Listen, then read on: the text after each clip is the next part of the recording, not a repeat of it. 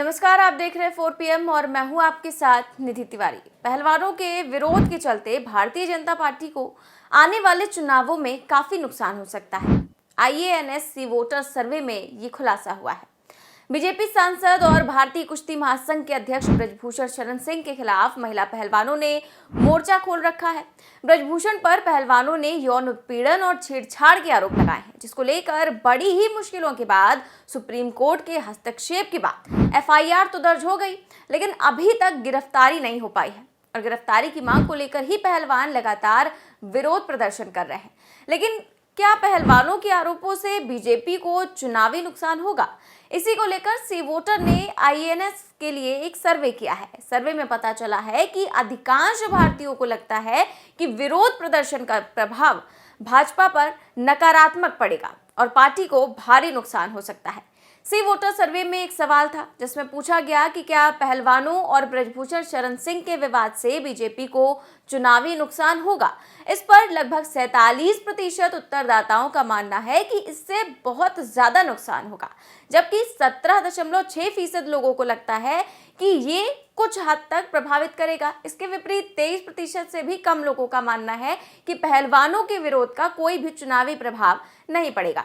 सर्वे में एक सवाल ये भी था कि क्या प्रधानमंत्री मोदी को कुछ करना चाहिए। इस पर NDA समर्थकों, विपक्षी समर्थकों और सर्वे में शामिल सभी लोगों ने कहा कि PM मोदी को इस विवाद में हस्तक्षेप करना चाहिए और पहलवानों की बात सुननी चाहिए। तो जैसे कि पहले से ही अंदाजा लगाया जा रहा था कि इस मामले से बीजेपी को भारी नुकसान चुनावों में होगा, तो अब सर्वे में भी यही सामने आया है। तो अब जाहिर है कि इस सर्वे से बीजेपी काफी परेशान है। लेकिन इतना सब कुछ होने के बाद भी पूरी की पूरी सरकार ब्रजभूषण सिंह को बचाने में लगी हुई है और पूरे मामले पर पूरी तरह से चुप्पी साधे हुए है। जो लोग कह रहे हैं कि ब्रजभूषण सिंह पर जो आरोप लगाए जा रहे हैं उसके पुख्ता सबूत नहीं है, उस ब्रजभूषण सिंह को लेकर इंडियन एक्सप्रेस ने रोंगटे खड़े कर देने वाले खुलासे किए हैं। महिलाओं ने जो FIR दर्ज करवाई है, जो आप बीती सुनाई है, वो एक एक लाइन इंडियन एक्सप्रेस ने अपने फ्रंट पेज पर छापी है, जिसमें उनके साथ हो रहे शोषण को बयां किया गया है। ब्रजभूषण सिंह ने महिला पहलवानों के साथ कैसी कैसी हरकतें की और FIR में क्या क्या आरोप लगाए गए हैं, उसका सारा ब्यौरा अब सामने आ गया है। लेकिन बावजूद इसके दिल्ली पुलिस को अभी भी शर्म नहीं आ रही है और अभी तक ब्रजभूषण की गिरफ्तारी नहीं हो पाई है। इंडियन एक्सप्रेस की रिपोर्ट को पढ़कर रूह कांप जाती है कि किन परिस्थितियों में ये महिलाएं गुजरी होंगी जो देश के लिए मेडल जीतने में जी जान लगा देती हैं। लेकिन अब अपने ही फेडरेशन के खिलाफ इन्हें विरोध प्रदर्शन करना पड़ रहा है। वो पहलवान जो देश का गौरव बढ़ाते हैं, देश के लिए मेडल लेकर आते हैं, आज यही खिलाड़ी मजबूर हैं प्रदर्शन करने के लिए, क्योंकि उनकी कोई सुनवाई नहीं हो रही। और सरकार तो सरकार, देश की मेन स्ट्रीम मीडिया भी किस तरह से पहलवानों को लेकर लगातार झूठ फैला रही है, वो भी देखिए। सरकार की भक्ति में ये मीडिया इतनी ज्यादा लीन हो गई है कि अब ये सही गलत, उचित अनुचित और अपने कर्तव्यों को पूरी तरह से भूल चुके हैं। साक्षी मलिक के आंदोलन छोड़ने से लेकर नाबालिग लड़की की FIR तक मीडिया ने सूत्रों के नाम पर ऐसा जबरदस्त झूठ फैलाया कि साक्षी और बजरंग पुनिया को सामने आकर बताना पड़ा कि मीडिया अफवाह फैला रहा है। वहीं मीडिया के झूठ से परेशान साक्षी मलिक और उनके पति ने तो लाइव आकर सुधीर चौधरी सहित तमाम एंकरों को निशाने पर लिया, जो खिलाड़ियों के आंदोलन पर झूठ फैला रहे हैं। पहलवान कह रहे हैं कि अगर सच नहीं दिखा सकते तो कम से कम झूठ तो मत फैलाओ।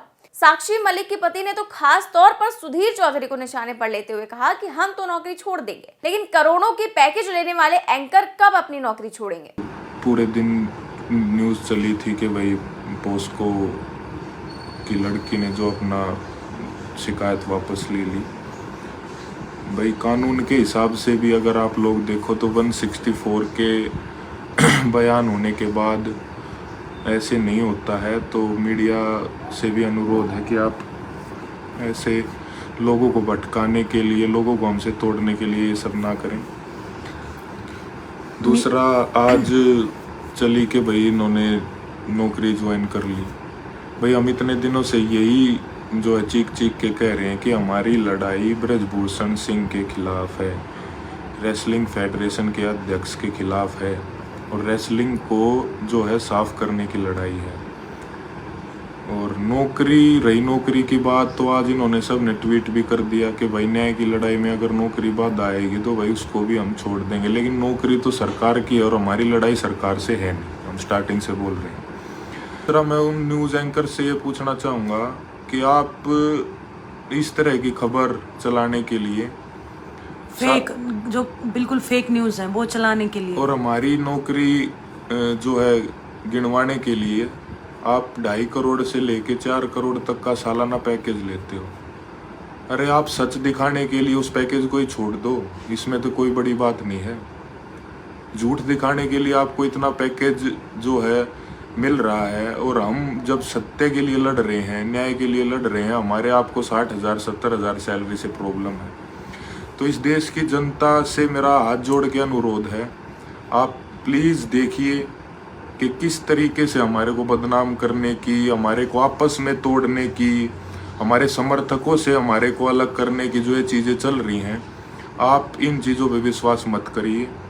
एकता ही हमारे को इस लड़ाई में जिताएगी। हम सब एक रहेंगे, एक साथ इस आंदोलन को आगे भी बढ़ाएंगे, क्योंकि सब कुछ हमारा दांव पर लग चुका है। नौकरी की तो बात ही क्या है। और जो हमारे समर्थक हैं, अभी आंदोलन चले कितना महीने हो गए हैं, तो हमारे समर्थक जो भी हैं उनसे सबसे पहले तो धन्यवाद करना चाहूँगी और कहना चाहूँगी कि समर्थन बनाए रखो, फेक न्यूज़ पर ध्यान मत दो।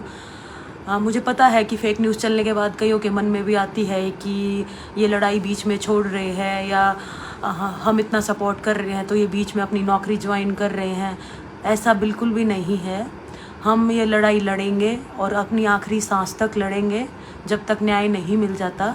तो बस यही है जो हमारा समर्थक हैं, पूरे भारत देश से जो हमें समर्थन मिल रहा है, समर्थन ऐसे ही बनाए रखो। इसके अलावा विनेश फोगाट ने भी ट्वीट कर मीडिया को कमजोर टांगों वाला मीडिया बताया। पहलवानों को इतना गुस्सा इसलिए आया क्योंकि कल कई टीवी चैनल्स ने खबर चला दी थी कि अमित शाह की मीटिंग के बाद पहलवान आंदोलन छोड़कर नौकरी पर वापस लौट गए हैं। नाबालिग पहलवान के केस वापस लेने को लेकर भी टीवी चैनलों ने कई खबरें चलाई, जबकि नाबालिग के पिता ने इससे साफ इनकार कर दिया। सोचिए, जिन खिलाड़ियों ने इस देश का मान बढ़ाया, इस देश के तिरंगे को विश्व पटल पर शान से लहराया, आज उन खिलाड़ियों के मान सम्मान के लिए ना तो सरकार कुछ बोल रही है और ना ही इस सरकार की ये चारण मीडिया, और झूठ अलग से फैला रहे हैं। अरे अगर इतनी ही हिम्मत है तो कभी पॉक्सो एक्ट के आरोपी सांसद ब्रजभूषण जी से सवाल पूछ लीजिए, कभी ब्रजभूषण को कोई नसीहत दे दीजिए। लेकिन नहीं, ये नहीं कर सकते, क्योंकि ऐसा करने पर इनकी रोटी छिन जाएगी। ये है इस देश की वर्तमान मीडिया की असल तस्वीर। ऐसे चाटुकारों और सरकार के चमचों ने ही इस देश की मीडिया को पूरे विश्व में बदनाम करके रख दिया है। फिलहाल पहलवान पिछले काफी वक्त से अपने लिए इंसाफ की लड़ाई लड़ रहे हैं, लेकिन सरकार उन पर कोई भी ध्यान नहीं दे रही है। आखिर साहिब की ऐसी क्या मजबूरी है जो एक आरोपी सांसद के लिए अपनी साख को दांव पर रखकर उसे बचाया जा रहा है। अब तो सर्वे भी आ गया है कि ब्रजभूषण को बचाने से सरकार को नुकसान ही होगा चुनावों में। तो पहलवानों की चिंता ना ही सही, लेकिन चुनावों की चिंता तो भाजपा को बहुत है। तो कम से कम अब तो सरकार को पहलवानों की सुनी लेनी चाहिए। फिलहाल हम तो केवल उम्मीद ही कर सकते हैं।